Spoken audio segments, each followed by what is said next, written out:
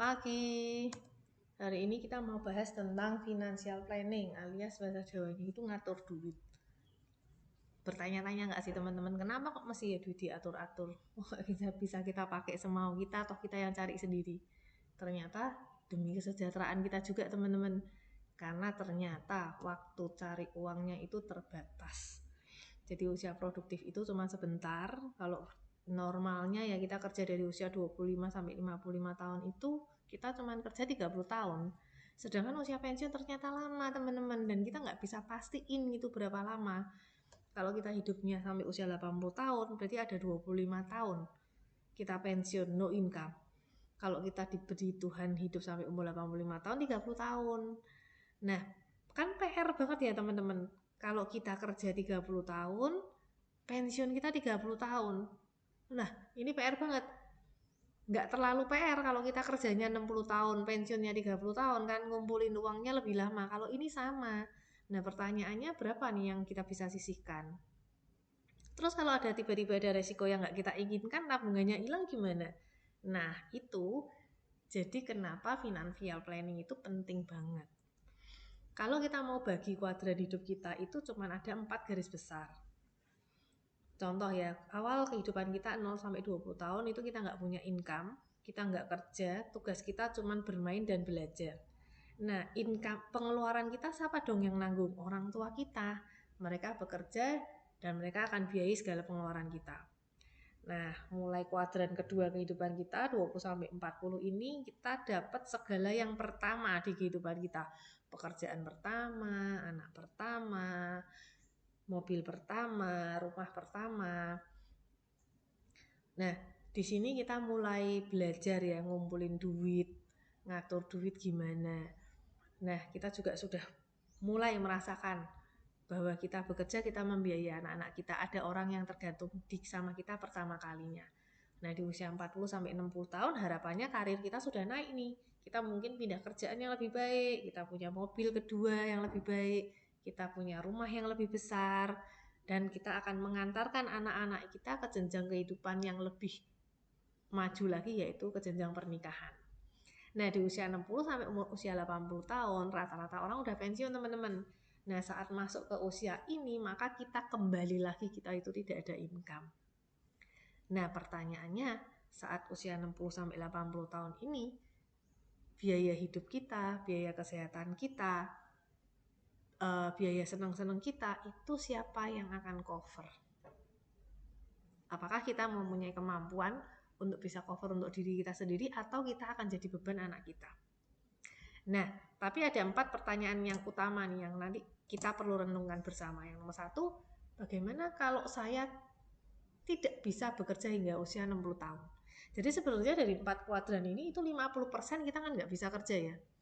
Kita cuman ada separuh aja, separuh kuadran kedua dan ketiga kita bisa bekerja. Tapi bagaimana kalau kita juga ternyata nggak bisa maksimal, nggak bisa sampai usia 60 tahun bekerja? Contoh saya ada teman usia 35 tahun itu terkena gagal ginjal, sehingga dia nggak bisa kerja lagi.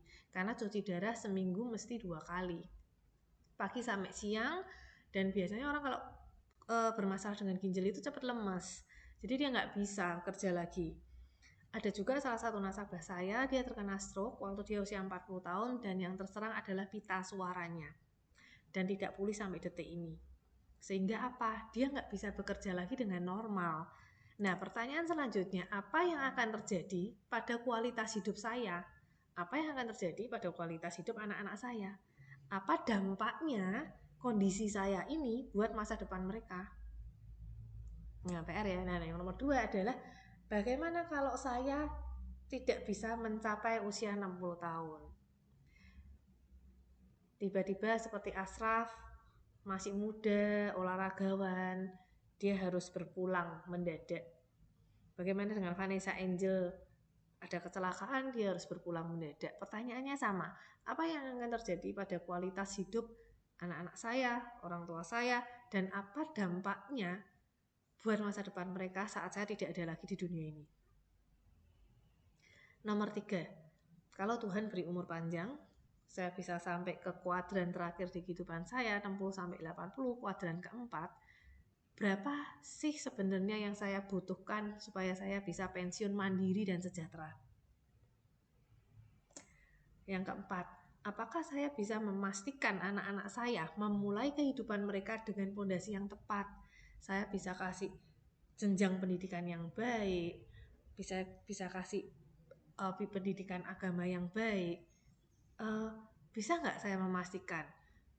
Nah, 4 pertanyaan ini kita renungkan masing-masing ya teman-teman. Tapi ini adalah kunci dari financial planning. Nih, kenapa keuangan kita itu harus kita atur? Kita biasanya bagi jadi 3 pilar besar.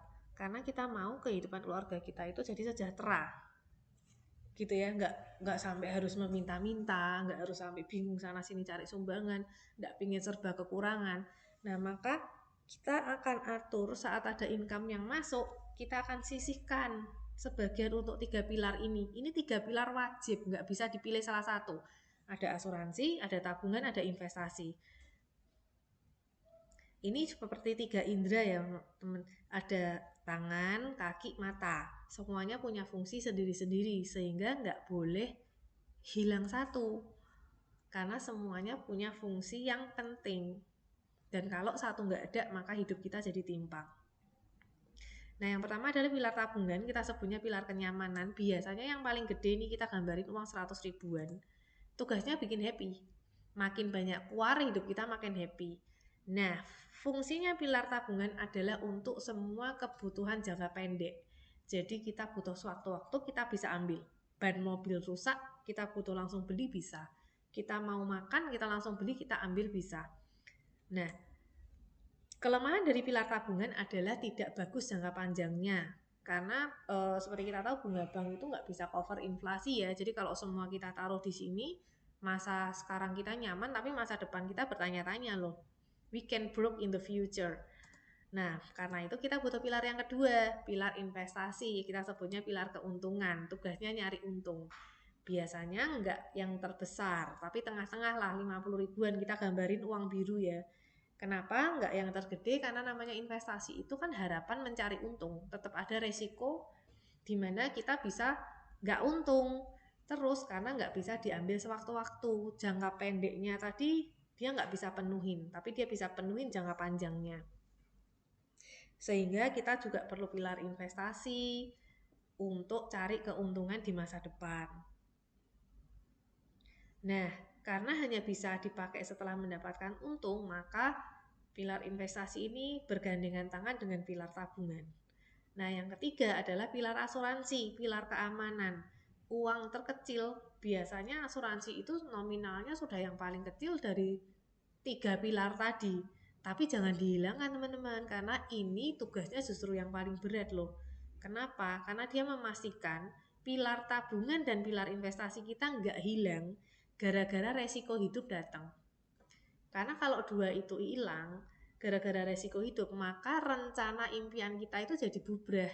Kita pengen sekolahin anak ke luar negeri, kita sudah tabung susah-susah, kita mulai dini, tiba-tiba kita justru ambil untuk pengobatan sakit misalnya. Atau malah untuk cover biaya hidup kita waktu kita nggak bisa kerja lagi kena sakit kritis. Berarti nggak jadi sekolah ya anak kita ya, kuliah ya kan sayang. Maka itu pilar asuransi di sini berperan. Kalau sampai terjadi resiko butuh tagihan rumah sakit ya udah biar asuransi yang bayar. Nah, asuransi ini biasanya berupa pengeluaran. Ada resiko yang mau kita ambil, ada resiko yang nggak mau kita ambil. Dan kalau kita sampai bangkrut karena resiko yang nggak terduga di masa depan itu kan menyakitkan. Makanya kita punya asuransi. Asuransi ini akan membantu kita transfer resiko yang kita nggak mau ke pihak ketiga. Sehingga kita ada keamanan pikiran. Resiko itu datangnya kayak pencuri, diem-diem nggak pakai pamit. Yang dicuri sehat kita, uang kita, masa depan. Makanya ya biar nggak ada pencuri masuk kita perlu satpam ya. Nah, satpam keuangan kita itu kita sebut asuransi. Nah, ada 3 jenis asuransi yang kita wajib punya. Yang nomor 1 itu asuransi kesehatan. Ini tiap orang ya teman-teman, tiap orang idealnya punya 3 jenis asuransi ini. Tinggal nominalnya nanti disesuaikan. Kenapa wajib punya 3? Karena ibarat asuransi tadi itu kan satpam. Dia bumper untuk menghadapi resiko atau pencuri. Nah, kalau yang kesehatan ini bumper untuk resiko hidup yang namanya sakit penyakit. Jadi kalau sampai suatu saat saya membutuhkan perawatan di rumah sakit, saya nggak perlu ambil tabungan saya nggak perlu jual investasi saya, tapi saya biarkan asuransi kesehatan saya yang bayar tagihan saya. Contoh, saya tuh suka makan sate kambing ya, kolesterolnya kan gede.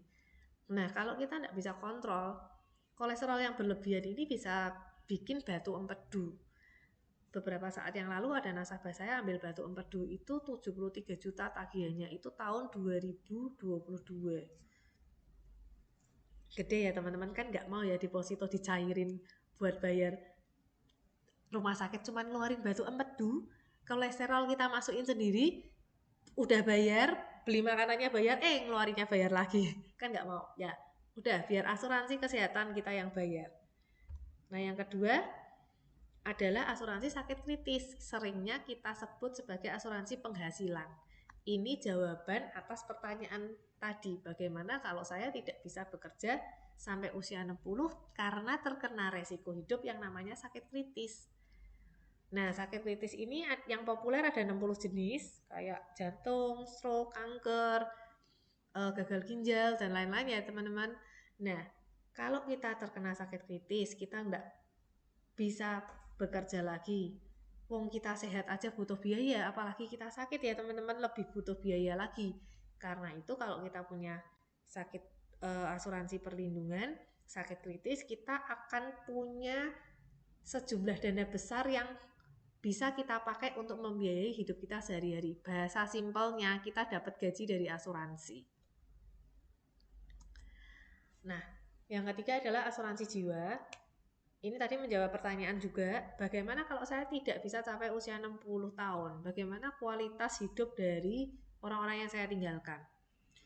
Nah, sama kita kalau kita bisa siapkan asuransi jiwa, maka nanti semua tanggung jawab yang tidak bisa kita selesaikan karena kita harus berkurang awal. Contoh, kalau anak saya masih usia 10 tahun, dia masih butuh sekolah, dia masih butuh biaya hidup.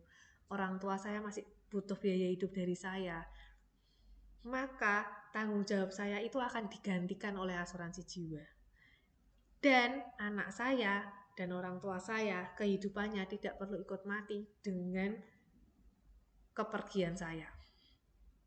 Nah, oleh karena itu, karena tipe resikonya beda, sakit penyakit, sakit kritis, dan tutup usia, dan penerimanya juga beda-beda. Yang satu yang menerima dananya itu rumah sakit, yang satu yang terima dana kita sendiri, yang satu penerima dananya keluarga kita, maka kita memang harus punya 3 ini teman-teman.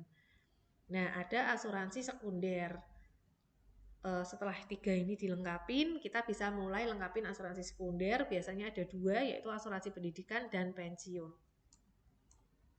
Nah, ini contohnya ya, asuransi kesehatan, bayar tagihan rumah sakit. Kenapa sih kok asuransi itu diciptakan? Karena kalau rata-rata orang mampu bayar tagihan rumah sakitnya sendiri, itu pemerintah nggak ngadain BPJS. Dan kitabisa.com nggak ada. Tapi saat kitabisa.com ada banyak, dan kita juga lihat ya, yang masuk di sana itu yang minta sumbangan banyak sekali. Jadi kita tahu loh bahwa resiko ini nyata. Sakit penyakit itu kita nggak pernah minta, tapi bisa tiba-tiba datang. Dan kalau sudah datang, biayanya itu nggak ampun-ampun. Nah, pilihannya di tangan kita. Mau kita bayar sendiri semua, mampu atau enggak, rela atau enggak, atau kita transfer ke asuransi kesehatan. Nah, yang kedua asuransi biaya hidup nih, sakit kritis. Saya ada contohnya ya, Benny Panjaitan itu dia terkena stroke, jadi nggak bisa jalan lagi, maka sejak saat itulah maka karirnya di dunia hiburan berhenti. Si Gugun Gondrong dia kena kanker otak, sehingga dia juga nggak bisa bekerja lagi kan. Padahal kehidupan tuh harus terus berjalan. Terus yang bayarin biaya hidup mereka siapa? Biaya kesehatan mereka siapa? Tagihan-tagihan di rumah sakit, tanggung jawab yang lain seperti bayar uang sekolah anak, itu siapa yang gantiin? Seringkali loh teman-teman, orang kena resiko sakit kritis ini, dia masih muda nggak bisa kerja lagi ya karena sakit yang dideritanya itu masalahnya nggak cuman finansial doang, tapi ada emosional juga. Karena mungkin pasangan kayak Gugun Gondrong ini ya, istrinya nggak kerja, nggak biasa kerja, terus tiba-tiba dia harus jadi tulang punggung keluarga, masih harus cover orang yang sakit, nggak mudah teman-teman.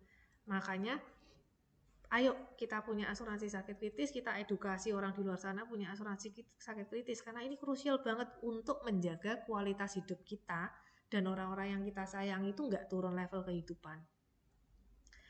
Nah, berapa toh yang kita butuhkan untuk asuransi perlindungan atau pendapatan ini? Rata-rata minimalnya kita punya 5 tahun dari income. Jadi kalau income kita 10 juta per bulan, maka minimal kita itu punya dana daruratnya itu 600 juta. Supaya apa? Harapannya selama 5 tahun kita bisa fokus berobat sampai sembuh tanpa perlu memikirkan biaya hidup, tagihan-tagihan, cicilan-cicilan, biaya pendidikan anak, biaya les yang harus dibayar. Itu karena semua sudah di cover sama asuransi perlindungan pendapatan. Gitu. Jadi kita bisa pikirannya tenang, kita bisa lebih cepat sembuh ya teman-teman. Nah, yang terakhir adalah asuransi jiwa. Kenapa kita harus punya? Karena kalau 100% orang pasti meninggal di usia tua, memang nggak perlu asuransi jiwa ya, anak-anak udah mapan, kita nggak ada juga nggak terlalu banyak efek. Tapi ternyata kenyataan membuktikan beda. Waktu COVID kemarin, tiba-tiba mendadak ya ratusan anak jadi yatim piatu. Pesawat Lion Air jatuh, korbannya 189 orang. Kalau itu 189 orang itu semuanya pencari nafkah utama, berarti ada 189 keluarga loh yang tiba-tiba itu jadi kehilangan nafkah. Terus anak-anaknya itu gimana gitu. Dan ternyata meninggal tuh gak harus nunggu tua. Ada beberapa orang yang mungkin Tuhan panggil lebih awal. Contohnya nih ya, kayak ada Glenn Fredly, ada Ajima Said, ada Cecep Reza, ada Vanessa Angel ya yang terbaru ya, sama Ashraf suaminya BCL. Nah, karena kita nggak bisa pastikan berapa lama atau Tuhan kasih kita kesempatan untuk berkarya di dunia. Sedangkan kalau kita punya tanggung jawab anak dan orang tua, itu kan sebenarnya tanggung jawab kita sebagai orang tua ke anak itu seumur anak, bukan seumur orang tua. Artinya kalau kita tidak bisa pastikan bahwa kita bisa menghidupi mereka sampai nanti mereka masa dewasa, ya kita harus minta bantuan orang lain. Nah, bantuannya siapa ya? Lewat asuransi jiwa. Nah, berapa sih sebenarnya dana darurat yang kita butuhkan? Ada dua cara hitung teman-teman. Yang pertama, dana daruratnya itu minimal, jadi jangka pendek. Kita sediakan aja 5 tahun penghasilan kita. Jadi kalau tadi sama ya, 10 juta kaliin 12 bulan kali 5 tahun kita punya dana darurat 600 juta. Nah, ini nggak perlu lewat asuransi. Kalau kita bisa nabung sendiri, punya 600 juta, mau dibuat dana darurat, baik. Tapi kalau kita bisa sisihkan dari bunga bank yang 600 juta ini, bunga banknya aja kita beliin asuransi, lah mungkin kehidupannya lebih baik gitu. 600 juta kan untuk biaya hidup biasa. Tapi 600 juta nanti yang cair dari asuransi bisa untuk biaya sekolah misalnya. Nah, tapi idealnya itu kita kasihnya jangka panjang. Karena kalau yang jangka pendek itu ibaratnya kita kasih istri, pasangan kita, orang tua kita, anak-anak kita itu waktu 5 tahun untuk menyesuaikan diri sampai mereka bisa memenuhi kebutuhannya sendiri. Gitu. Jadi waktunya terbatas. Kalau yang ideal itu kita bisa kasih waktu lebih lama ya, jangka panjang. Jadi penghasilan kita setahun kita bagikan bunga bank. Kalau kita bisa nemu bank yang bunganya 5%, berarti kita cukup siapin dana darurat itu 2,4 miliar. Monggo bisa lewat tabungan biasa atau bisa lewat asuransi jiwa. Tapi kita sarankan lewat asuransi jiwa. Kenapa? Karena murah dan pasti. Kalau lewat aset cicilan rumah belum selesai juga nggak bisa dijual. Rumah itu juga lama jualnya. Tabungan sendiri begitu orang meninggal tutup usia itu harus melalui proses waris baru bisa dicairkan. Jadi yang liquid itu cuma asuransi jiwa. Nah, keajaiban asuransi jiwa itu satu murah.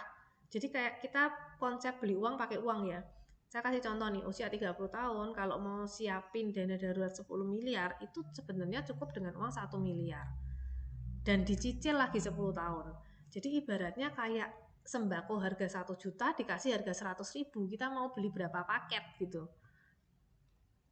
Jadi lebih ringan ya teman-teman. Kita kalau kita ngitung dari income kita, terus dari pengeluaran kita, ternyata keluarga kita itu butuh dana daruratnya 2,4 miliar. Waduh, kita nggak perlu mikir nabung serupiah demi serupiah sampai 2,4 miliar, karena kan nggak semudah membalikkan telapak tangan. Nah, kita bisa lewat insurance karena lebih murah banget. Berarti kalau 10 miliar cuman butuh premi 1 miliar, berarti kalau 1 miliar cuman butuh premi 100 juta. 100 juta dicicil 10 tahun. Berarti per bulannya itu nggak ada 1 juta loh teman-teman. Dengan kita setor 1 juta per bulan, itu sudah langsung kita bisa punya dana darurat 1 miliar. Nah, asuransi jiwa ini untuk fungsinya ada banyak. Fungsi proteksi income yang tadi saya cerita itu adalah fungsi yang paling simple, yang paling dasar. Sedangkan ada banyak fungsi lain seperti cover utang. Kalau orang pengusaha punya hutang 3M, idealnya belilah asuransi jiwa 3M. Supaya saat terjadi resiko tutup usia, maka yang bayar hutang bukan keluarga kita, tapi asuransi jiwa.